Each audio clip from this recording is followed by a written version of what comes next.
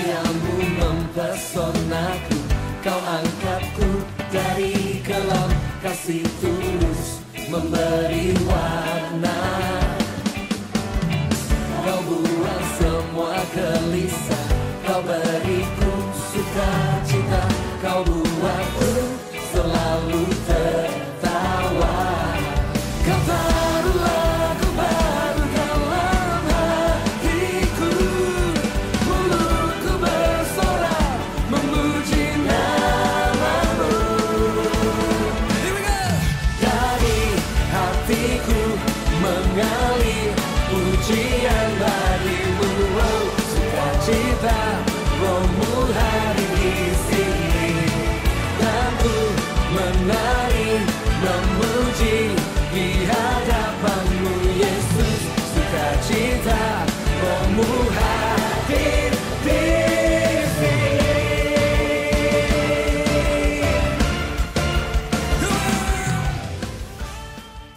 Selamat datang teman-teman sekalian di online service kita. Kita bersyukur kepada Tuhan. Sekali lagi kita boleh dipersilahkan oleh Tuhan untuk menikmati persekutuan bersama dengan Dia. Mari saat ini teman-teman kita mau datang kepada Tuhan. Kita mau bernyanyi buat Dia, kita mau menyembah Dia. Kiranya dalam ibadah kita ini kita belajar untuk mempersembahkan hidup kita, diri kita, suara kita. Mari kita mengangkat satu pujian ini yang berkata, You are my God, You are my King.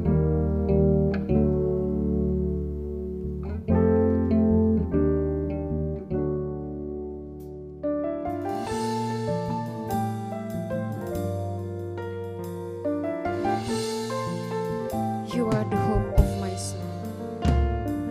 You are the hope of my soul. You are the sun in my world.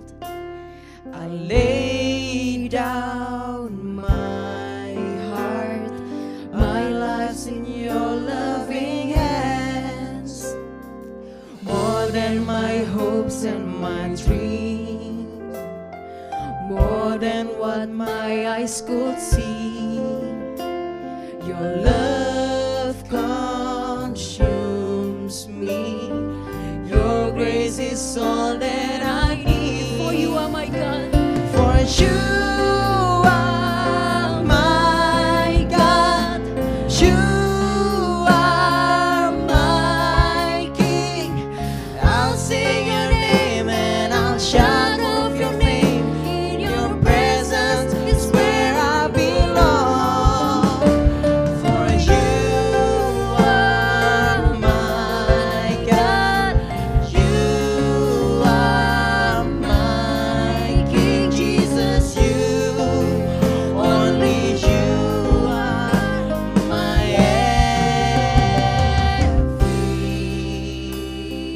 everything. Mari kita angkat kembali pujian ini. You are the hope of my soul. You are the hope of my soul. You are the sun in my world.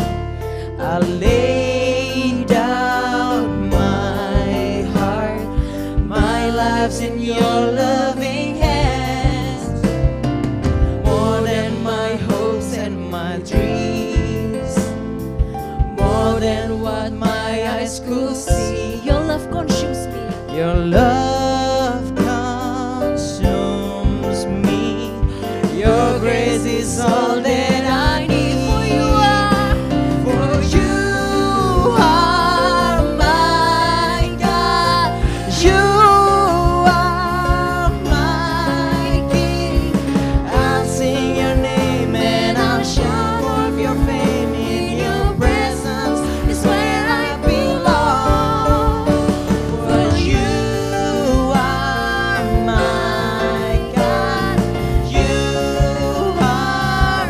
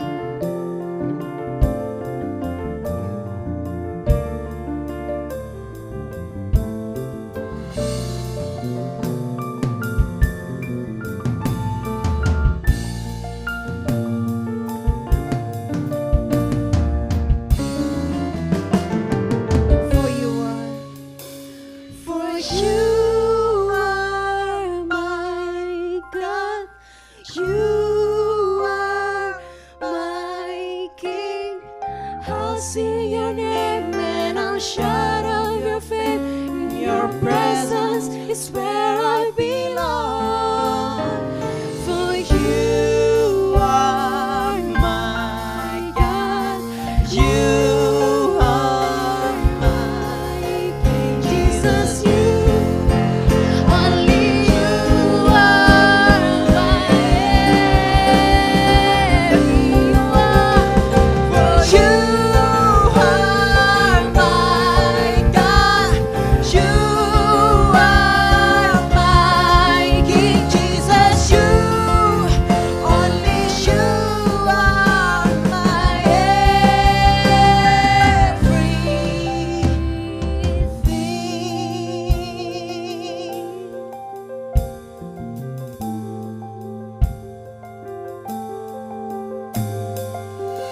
Benar Tuhan bahwa Engkau adalah segalanya buat hidup kami. 'Cause you are my God, you are my King. Kalau bukan karena Tuhan, kalau bukan karena kasih setia Tuhan, kami tidak akan bertahan hidup sampai sekarang. Kami tidak akan menikmati segala kebaikan Tuhan. Kami bersyukur Tuhan untuk kehadiran-Mu. Kami bersyukur Tuhan karena Yesus Kristus mau menjadi Tuhan atas kami. Kiranya Tuhan Engkau menerima pujian kami, menerima sembah kami. Bukan karena kami layak, tapi karena Engkau yang mengasihi kami. Inilah pujian kami, inilah sembah kami. Kami mau bersorak-sorai bagi Tuhan. Kami mau memuji nama Tuhan. Kiranya Engkau yang bertahta atas pujian kami. Di doa kami Tuhan, ini penyerahan kami kepada Engkau. Di dalam nama Tuhan Yesus kami berdoa. Amin. Teman-teman, mari saat ini kita mau bersorak-sorai buat Tuhan kita. Kita katakan Allah perkasa.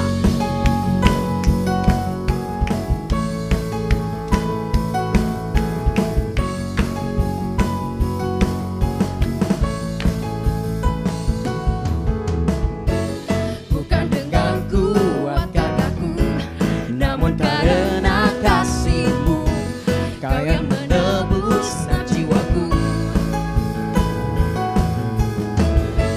Lewati badai tak ku ragu, karena Kau tinggal dalamku.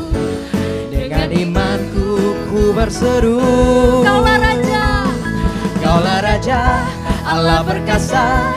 Surga bumi pun menyembah. Setiap firman-Mu terangi jalanku. Kaulah Tuhan Allah yang perkasa.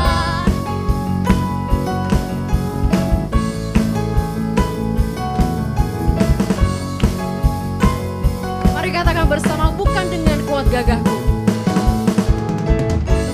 Bukan dengan kuat gagahku, namun karena kasih-Mu, Kau yang menebus jiwaku. Lewati badai tak ku ragu, karena Kau tinggal dalamku. Dengan imanku ku berseru, Kaulah Raja, Allah perkasa. Surga bumi pun menyembah. Setiap firman-Mu terangi jalanku. Kaulah Tuhan Allah, Kaulah Raja, Allah perkasa. Surga bumi pun menyembah. Setiap firman-Mu terangi jalanku. Kaulah Tuhan Allah yang perkasa.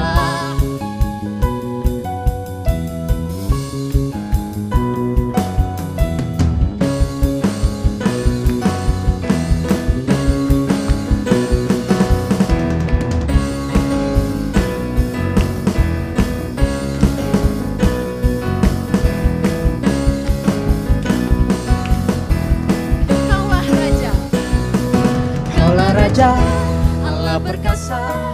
Surga bumi pun menyembah. Setiap firman-Mu terangi jalanku. Kaulah Tuhan Allah, Kaulah Raja, Allah perkasa. Surga bumi pun menyembah-Mu. Setiap firman-Mu terangi jalanku. Kaulah Tuhan Allah yang perkasa.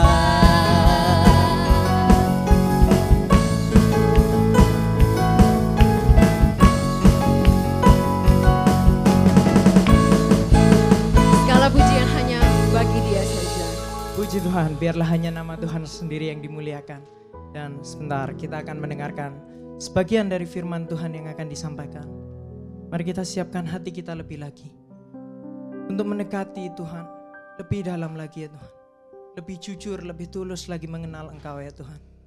Sebab kami tahu ya Tuhan, tengah luasnya samudra atau badai yang bergelora, tapi Engkau ya Tuhan, Engkau yang akan tetap menuntun kami ya Tuhan.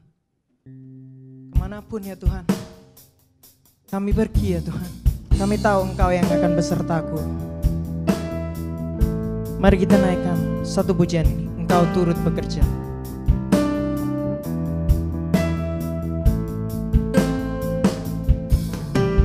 Di tengah luasnya samudra, di dalam badai bergelora, Engkaulah jangkar hidupku.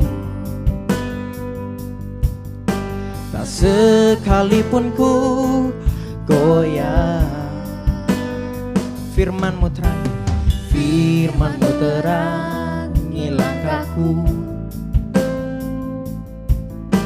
Sumber damai dalam hidupku. Ku aman di dalam-Mu. Penyertaan-Mu Tuhan, penyertaan-Mu sempurna.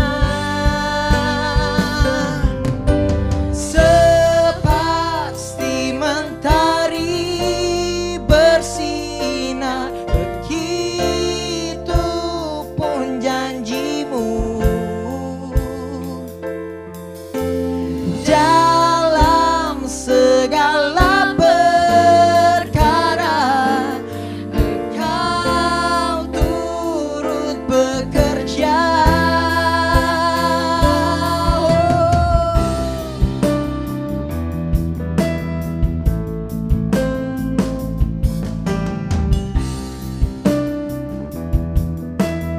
Mari kita katakan dengan lebih sungguh lagi. Di tengah luasnya samudra,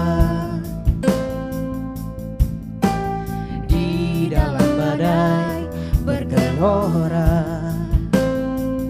oh, Engkaulah jangkar hidupku. Tak sekalipun ku goyah. Katakan firman-Mu Tuhan, Firman-Mu terangi langkahku. Sumber damai dalam hidupku. Ku aman di dalam-Mu.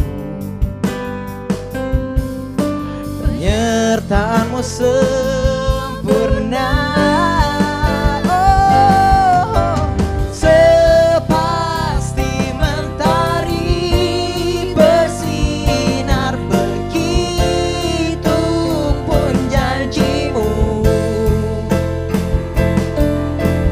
Dalam segala perkara Engkau turut bekerja.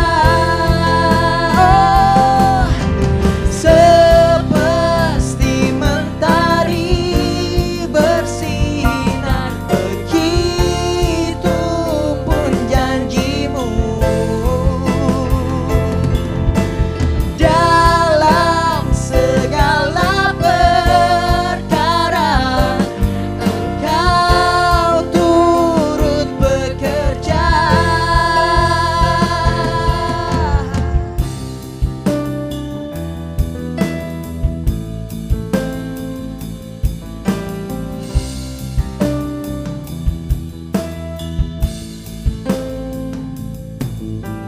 Kepada hambanya dipersilahkan.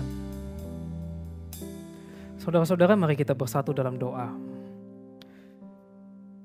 Tuhan, barangkali ini bukanlah ibadah yang ideal, yang biasa kami lakukan dari minggu ke minggu. Tetapi Tuhan, pada hari ini kami tetap ingin Tuhan untuk beribadah kepadamu. Ketika kami menyanyi untuk Engkau. Dan saat ini ketika kami menyandengkan telinga kami ingin mendengar akan suara-Mu. Kami ingin tahu isi hati-Mu. Oleh karena itu Tuhan tolong kami agar sungguh Tuhan kami bisa mengerti, kami bisa mengetahui apa yang menjadi isi hati-Mu dan kehendak-Mu di dalam kehidupan kami. Tuhan tolong pakai hamba-Mu yang hina ini, dan tolong juga agar kehidupan hamba-Mu ini pun diubahkan melalui firman yang hidup itu. Terima kasih ya Tuhan, di dalam nama Tuhan Yesus kami berdoa. Amin. Shalom saudara-saudara, perkenalkan nama saya Samuel. Mungkin sebagian kenal sama saya karena saya dulunya remaja dan pemuda di sini di Gloria Satelit. Oke, mungkin gitu aja dulu perkenalannya. Untuk perenungan kita pada pagi hari ini, mari kita membuka Alkitab kita dari Hakim-Hakim pasal ke-14, Hakim-Hakim 14 ayat 1-4. Ini kisah tentang Simson. Akan saya bacakan untuk kita semua. Hakim-Hakim 14 ayat 1-4. Simson pergi ke Timna, dan di situ ia melihat seorang gadis Filistin. Ia pulang dan memberitahukan kepada ayahnya dan ibunya, "Di Timna aku melihat seorang gadis Filistin, tolong ambillah dia menjadi istriku."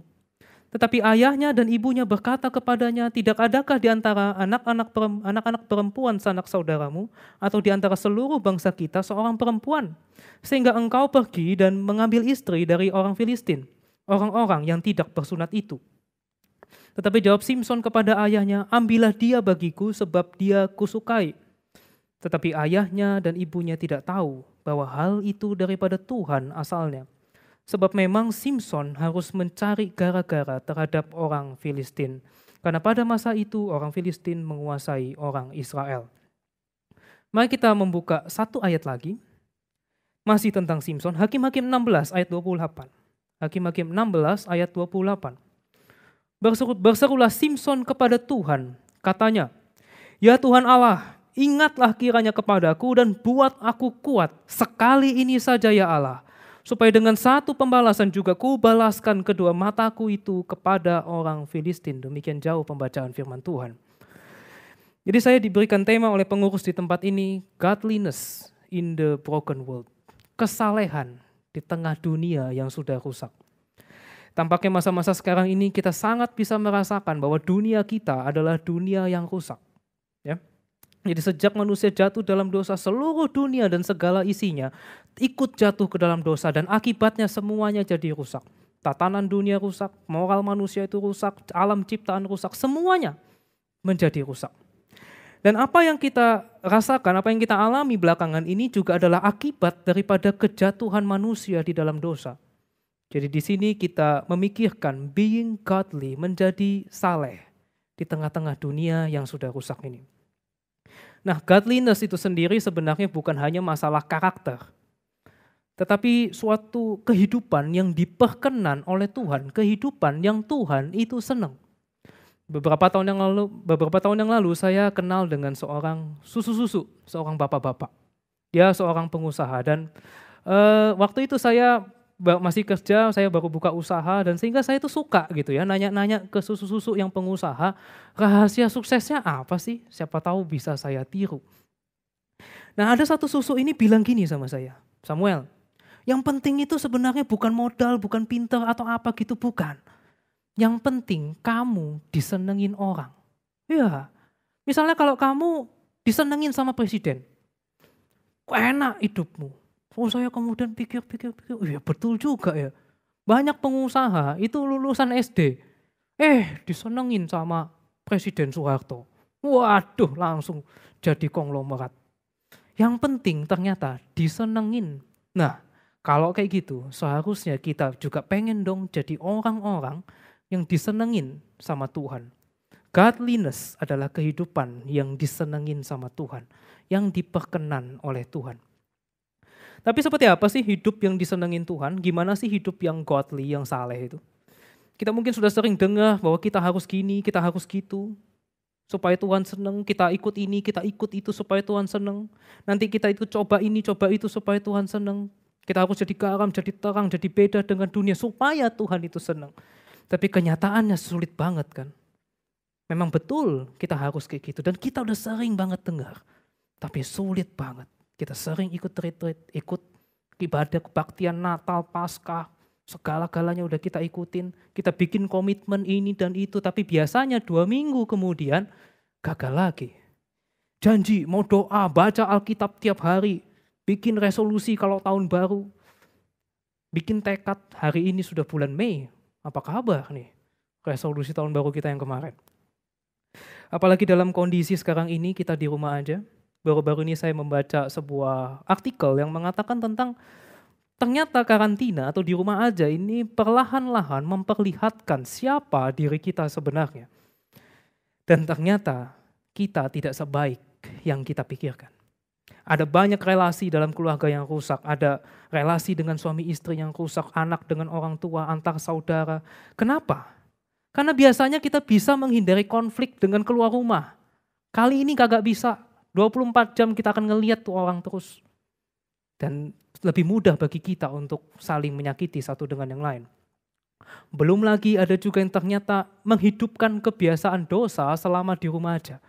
Kemalasan, kecanduan game, kecanduan drama Korea mungkin, kecanduan pornografi. Jadi sekedar info, ada salah satu bisnis yang paling booming akhir-akhir ini adalah bisnis film porno. Bisnis film porno. Maka masalah godliness ini adalah sesuatu yang penting. Karena ternyata realita kita sekarang ini bukan hanya memperlihatkan bahwa dunia kita broken, tetapi juga ternyata kita adalah orang-orang yang broken. Maka mari kita memikirkan hal ini bersama-sama. Nah, pada hari ini saya mengajak kita bersama-sama untuk melihat seorang tokoh yang kita baca tadi, Simson. Mungkin Simson bukanlah orang yang ada dalam pikiran kita ketika kita membicarakan tentang kesalehan. Kenapa? Karena hidup Simson adalah hidup yang penuh dengan paradoks, hidup penuh dengan keanehan. Dia tokoh dengan kekuatan yang luar biasa, dia seorang hamba Tuhan yang mengalahkan musuh-musuhnya orang Israel. Kisah Simson adalah kisah tentang keberanian dan kekuatan yang luar biasa. Bahkan dalam Ibrani pasal 11, Simson itu masuk Hall of Fame-nya orang beriman.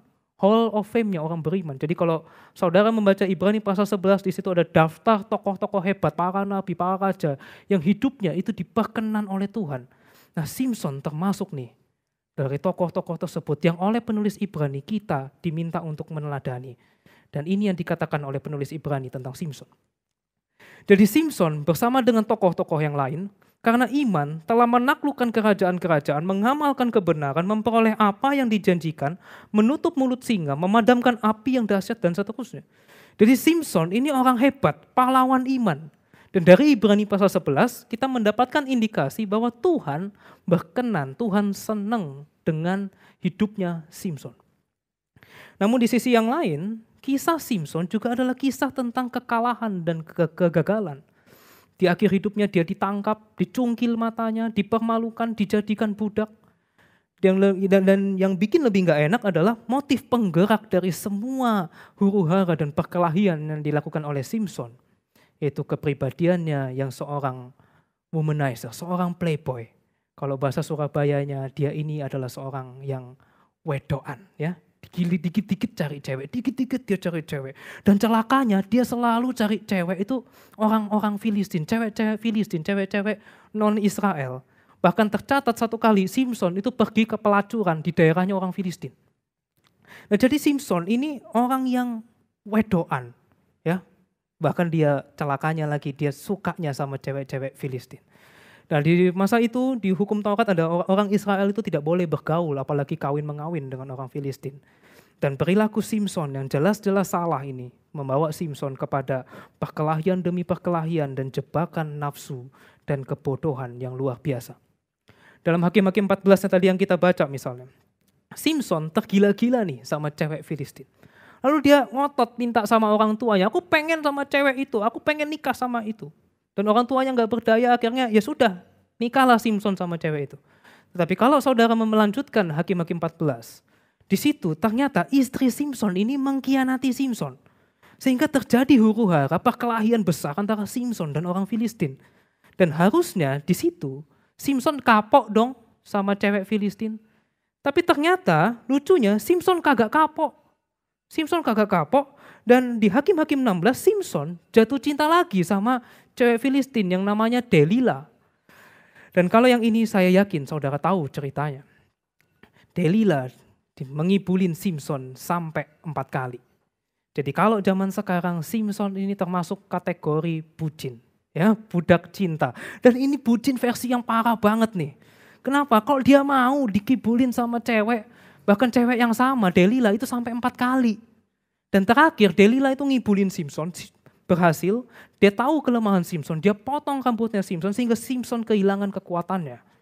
Dia ditangkap, dicungkil matanya, dijadikan budak, dipermalukan. Dan hidup Simpson, seperti yang disaksikan oleh Alkitab, adalah hidup yang broken, hidup yang rusak. Dan betapa Simpson sangat terikat akan dosa, membawa dia pada kebodohan demi kebodohan. Lalu apa yang kita bisa pelajari dari kehidupan Simpson? Ada seorang penafsir yang mengatakan bahwa kisah Simpson adalah gambaran dari kondisi umat Allah. Sama seperti Simpson yang lebih suka wanita-wanita asing, demikian pula Israel lebih suka kepada Allah-Allah asing. Di zaman itu berkali-kali Israel jatuh dalam penyembahan berhala. Tuhan marah, Tuhan hukum Israel, Tuhan bangkitkan bangsa asing untuk menjajah Israel sehingga Israel sangat menderita. Di tengah penderitaan itu Israel berdoa minta tolong sama Tuhan. Dan betul Tuhan kirimkan hakim untuk menyelamatkan Israel. Dan Israel berbalik menyembah Tuhan. Tapi gak lama Israel menyembah berhala lagi.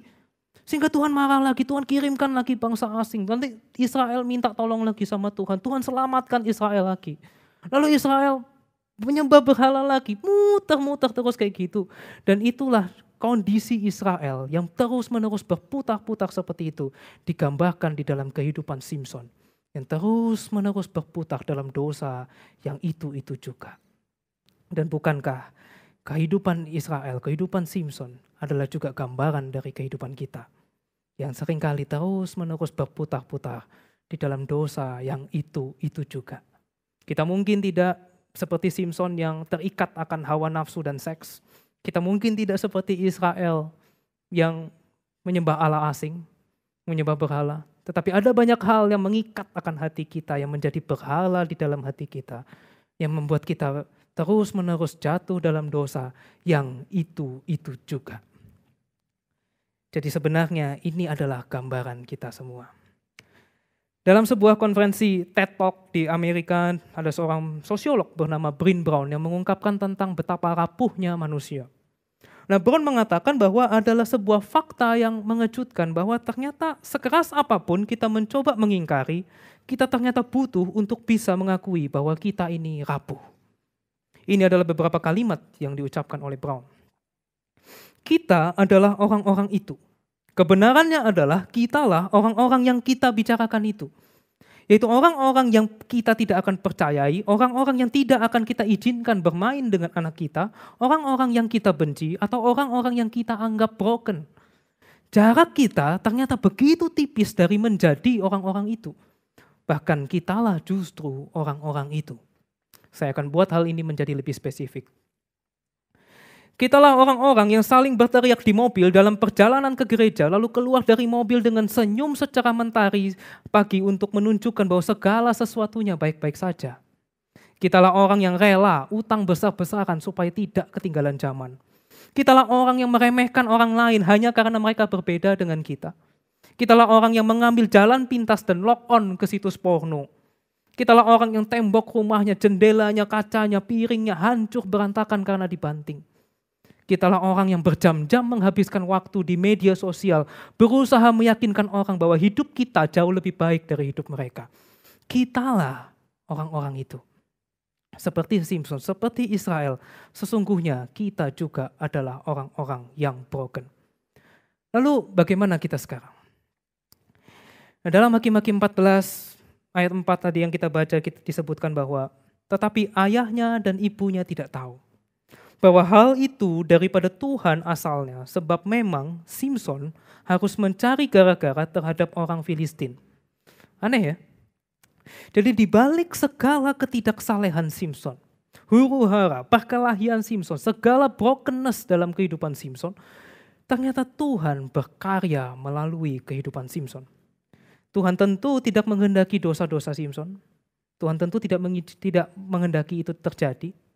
Tetapi segala kerusakan dalam hidup Simson tidak membuat rencana Tuhan gagal di dalam hidup Simson. Tuhan justru memakai segala kelemahan dan keberdosaan Simson. Dan dalam Hakim-Hakim 16 dikisahkan gimana tadi Delila itu, gara-gara Delila rambut Simson dipotong, Simson kehilangan kekuatannya. Dia ditangkap, matanya buta, jadi budak, dipermalukan. Dan satu kali dalam sebuah pertemuan orang Filistin, Simson dibawa naik ke panggung untuk dijadikan lawakan. Nah, Simson naik ke panggung lalu kemudian singkat cerita dia itu cari pilah untuk bersandar. Dan sambil bersandar itu dia berdoa kepada Tuhan. Ayat yang tadi kita baca, Hakim-Hakim 16. Ya Tuhan, ingatlah akan aku. Buatlah aku kuat sekali ini saja. Dan Tuhan hari itu mengingat Simson. Simson menjadi kuat lagi. Dia merobohkan pilar dan seluruh bangunan itu rubuh. Membunuh ribuan orang Filistin termasuk Simson. Dan yang mati hari itu lebih banyak daripada yang dibunuh Simson seumur hidupnya. Tuhan sekali lagi memakai dia untuk mengalahkan Filistin. Sekalipun segala penderitaan Simson adalah salahnya dia sendiri, Tuhan tidak pernah meninggalkan Simson. Di dalam keadaannya yang paling broken itu, Tuhan mengingat Simson. Jadi kisah Simson ini kisah apa sih sebenarnya? Nah, di sini saya menemukan bahwa kisah Simson adalah tentang God's grace to broken people in the broken world. Anugerah Allah kepada orang-orang yang rusak di dalam dunia yang rusak. God's grace to broken people in the broken world. Allah beranugerah kepada Simson, kepada Israel, dan juga kepada kita di tengah-tengah brokenness kita. Allah beranugerah di tengah-tengah dunia yang rusak ini. Dan itulah sebabnya Allah yang kita kenal di dalam pribadi Tuhan kita Yesus Kristus. Di dalam anugerahnya dia datang ke dalam dunia, mati di kayu salib. Karena kasihnya kepada saudara dan saya. Dan itulah berita Injil, yaitu kasih Allah yang begitu besar akan dunia yang rusak ini. Sehingga ia mengaruniakan anaknya yang tunggal, supaya mereka yang percaya kepadanya tidak binasa, melainkan beroleh hidup yang kekal. Dan inilah yang menjadi berita baik untuk kita semua pada hari ini. God's grace to broken people in the broken world. Lalu apa yang bisa kita lakukan sekarang? Apa yang bisa kita teladani dari hidup Simson? Memang tidak mudah melihat apa sih yang baik dari kehidupan Simson. Tetapi paling tidak kita bisa melihat bahwa di dalam ketidakberdayaannya, Simson datang kepada Tuhan. Dia berdoa, Tuhan ingatlah akan aku, buat aku kuat lagi. Simson di tengah kelemahan dan keberdosaannya, di tengah kehancurannya datang kepada Tuhan dengan iman. Dia meminta untuk sekali lagi dipakai oleh Tuhan. Dan Tuhan mengingat Simson. Inilah yang kemudian membuat Simson menjadi seorang pahlawan iman. Karena dengan Simson berseru kepada Allah, memperlihatkan keinginan Simson untuk dipakai Tuhan, keinginan untuk mengalami lagi kuasa Tuhan, itulah iman dari Simson. Orang beriman itu selalu bisa melihat bahwa ada pengharapan bagi orang-orang yang percaya. Dan iman itu sendiri adalah anugerah. Ibrani 11 mengatakan bahwa iman adalah dasar dari segala sesuatu yang kita harapkan. Bukti dari segala sesuatu yang tidak kita lihat. Dan dengan iman, Simson datang kepada Tuhan. Dan karena iman, Simson sekalipun hidupnya broken, Tuhan berkenan kepada dia. Dan seperti Tuhan mengingat Simson, Tuhan juga mengingat kita anak-anaknya. Maka mari di tengah brokenness kita, di tengah kegagalan kita, di tengah kehancuran kita, kita datang kepada Tuhan dengan iman. Minta Tuhan pulihkan kita lagi, minta Tuhan pakai kita lagi. Dan datang pada Tuhan sekali lagi. Tuhan Yesus mengatakan dalam Yohanes pasal 15, tinggallah di dalam aku seperti carang yang menempel pada pokok anggur. Di luar aku, kamu tidak dapat berbuat apa-apa. Di luar Tuhan, kita nggak bisa apa-apa. Dan mari kita datang kepada Tuhan, miliki relasi yang dekat dengan Tuhan. Seorang hamba Tuhan yang bernama John Stott itu mengatakan, esensi dari kekristenan adalah Kristus itu sendiri. Suatu relasi pribadi dengan Tuhan Yesus, Sang Juru Selamat. Maka godliness sesungguhnya adalah personal relationship, suatu hubungan pribadi kita dengan Tuhan.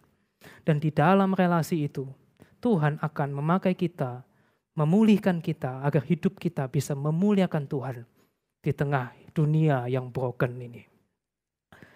Pada waktu Perang Dunia Kedua di Jerman, ada satu keluarga yang tinggal di dalam sebuah rumah. Pada waktu itu musim dingin, musim salju, di luar badai salju. Dan pada malam hari mereka sekeluarga itu sudah memutuskan untuk tidur. Tetapi tiba-tiba ada pintu diketok. Kemudian si suami itu pikir, wah siapa ya? Siapa ya kok malam-malam gini hujan salju di luar ada yang ngetok pintu. Kemudian mereka turun ke bawah dan kemudian mengintip. Siapa kamu? Aku gak kenal kamu. Oh iya, maaf Pak, saya ganggu Bapak tidur. Saya tadi ketinggalan kereta. Boleh gak malam ini saya nginep di sini?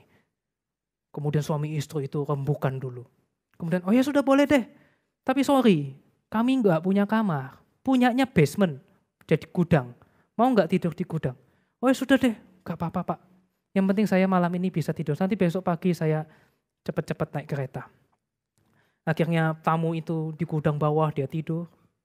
Dan tengah malam suami istri ini ketika tidur, anaknya itu tidur, kok terbangun karena ada suara gitar. Sayup-sayup ada suara gitar. Siapa ya yang main gitar malam-malam? Suami itu kemudian mikir, "Ma, kita kan gak punya gitar, ini siapa yang main gitar? Orang tadi juga datang gak bawa gitar, karena kalau gitar kan ketok gitu ya, gede. Nah ini kan gak ada. Kita juga gak punya gitar." Kemudian mereka suami istri coba ingat. Oh ada, kita punya gitar ternyata. Tapi gitar itu sudah peot, sudah rusak, udah bobrok, udah senarnya juga sudah tinggal 3, udah gak tahu ditaruh di mana. Masa gitar itu sih yang dimainin? Kemudian suami istri itu karena penasaran mereka bangun, ikutin itu suara gitar. Betul, dari basement. Pemuda itu main gitar. Yang senarnya cuma 3 itu. Main sambil dibetul-betulin, dimainin lagi sambil betul-betulin. Dan lagunya ya lumayan enak. Kemudian bapak itu tanya, loh kamu kok bisa main itu gitar? Itu gitar udah rusak, udah mau kami buang. Dan senarnya tinggal 3 lah, kamu kok bisa main? Kemudian pemuda itu bilang, oh iya, saya kebetulan seorang gitar maker, saya seorang pembuat gitar. Ya mau gitar ke senar 3, senar 1, saya pasti tetap bisa main. Dan pemuda itu terus main gitar itu dengan memainkan sebuah lagu yang indah.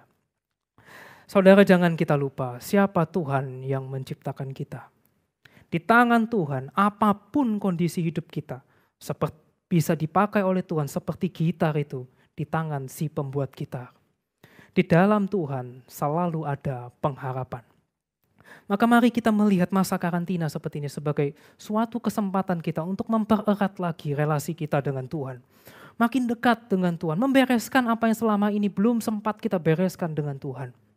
Juga mari kita membereskan relasi kita dengan orang tua kita, dengan pasangan kita, dengan saudara kita, dengan orang-orang yang ada di dalam rumah kita. Kita hari ini mungkin tidak bisa datang ke gereja. Tapi justru disitulah kesalehan kita diuji. Sekiranya Tuhan menolong kita, mari kita berdoa. Tuhan, ketika kami dengan jujur melihat diri kami sendiri, kami harus mengakui bahwa kami pun adalah orang-orang yang broken. Kami adalah orang-orang yang penuh dengan kelemahan, kami penuh dengan keberdosaan, dan hidup kami yang seperti ini tidak mungkin bisa menyenangkan Engkau. Tetapi kami bersyukur Tuhan oleh karena anugerah-Mu yang begitu besar kepada kami, oleh karena kasih-Mu yang begitu besar kepada kami boleh dibenarkan di hadapan-Mu. Oleh karena itu Tuhan, di dalam hidup kami mau merespons akan anugerah-Mu itu dengan suatu ketaatan, dengan suatu ketundukan akan Engkau ya Tuhan. Kami mau menjalin relasi yang intim, yang dekat dengan Engkau. Tuhan tolong kami agar kami hidup memuliakan Engkau. Di dalam nama Tuhan Yesus kami berdoa. Amin. Terima kasih kepada penginjil Samuel yang sudah menyampaikan firman Tuhan hari ini. Saya percaya itu memberkati kita semua. Mari sebelum kita mau masuk dalam doa syafaat, saya ingin membaca satu bagian firman Tuhan. Mazmur 56 ayat 3 sampai yang keempat berkata demikian. Waktu aku takut, aku ini percaya kepadamu. Kepada Allah yang firman-Nya kupuji. Kepada Allah aku percaya, aku tidak takut. Mari bersama kita berdoa. Tuhan tahu suasana hati kami. Tuhan tahu kekhawatiran yang kami alami dan rasakan di dalam hati setiap kami. Tuhan tahu ketakutan yang kami alami pada masa-masa seperti ini. Sungguh kami ingin datang membawanya segalanya, segala perasaan takut, khawatir kami kepada Tuhan. Kami mau berdoa pada saat ini untuk masa PSBB yang baru saja dimulai. Sungguh kami mohonkan agar supaya kasih Tuhan yang menyertai masa-masa seperti ini. Kami berdoa agar supaya PSBB ini sungguh boleh bermanfaat untuk mencegah penyebaran COVID-19 ini lebih meluas lagi.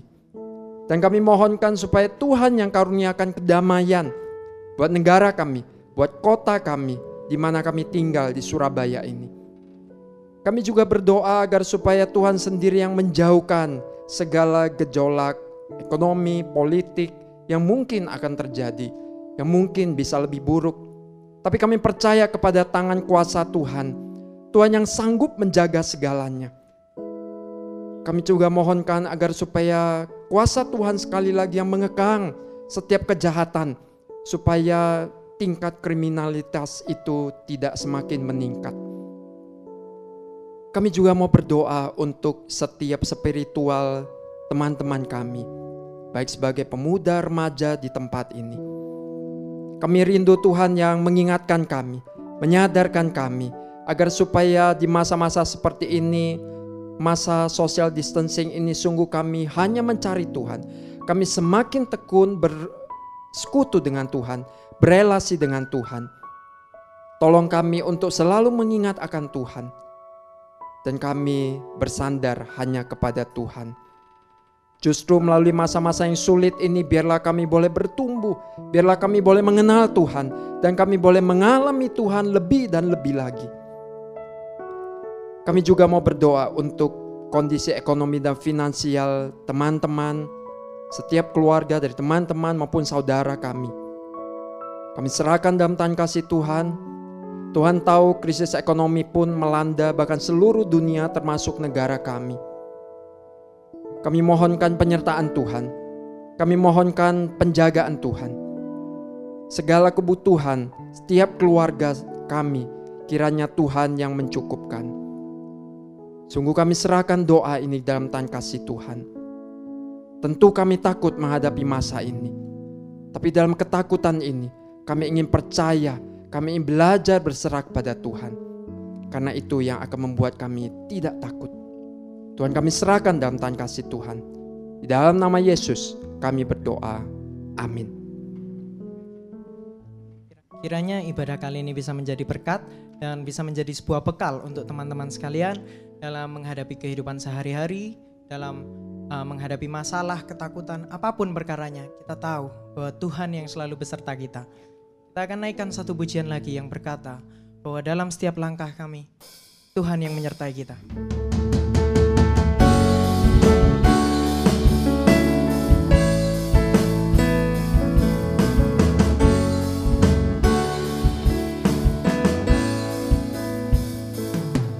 Di setiap langkahku, tanganmu menuntun jalanku, karena kau pelita hidupku yang selalu bersinar dalamku.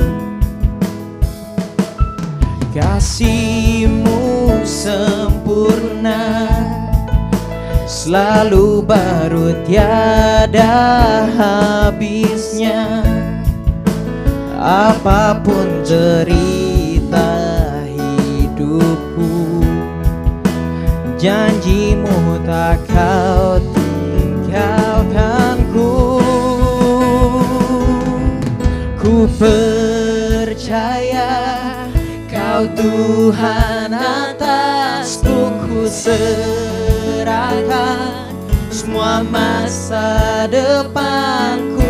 Ku tak akan takut, hidupku aman di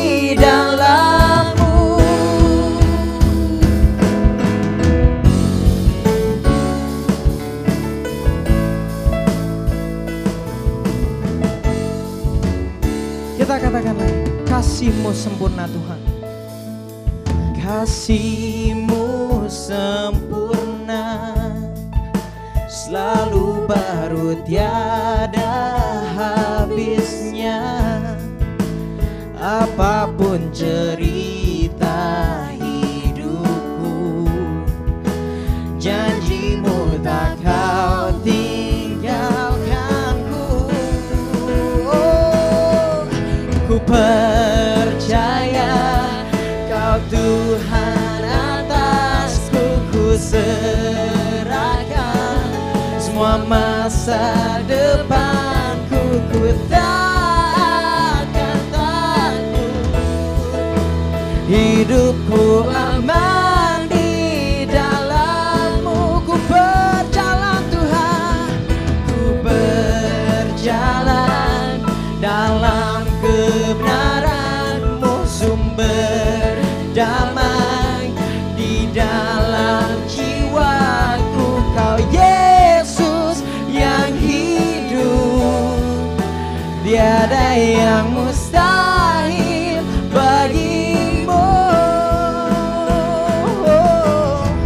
Forever I will sing in Your presence. Forever I will trust in Your name. Your will be done. Your will be done. Katakan, percaya Kau Tuhan atasku, ku serahkan semua masa depanku. Ku tak akan takut, oh hidupku aman di dalam-Mu. Ku berjalan dalam kebenaran-Mu, sumber damai di dalam jiwaku. Kau Yesus yang hidup, tiada yang mustahil bagi-Mu. Forever I will sing in Your presence. Forever I will trust in Your name. Your will be done. Your will be done.